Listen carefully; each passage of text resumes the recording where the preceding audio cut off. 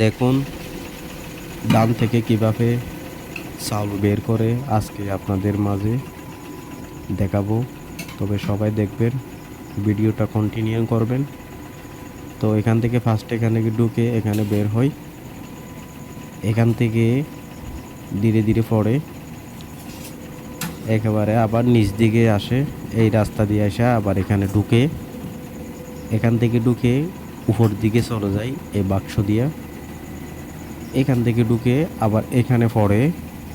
দেখুন এখান থেকে আবার বের হই, এখান থেকে বের হইয়া আবার এখানে এখানে এই রাস্তা দিয়ে আসা, এখানে ঢুকে ঢোকার মাত্র এখান থেকে আবার উঠে যাইয়া ওখান থেকে আবার এই মিশিংয়ে পড়ে।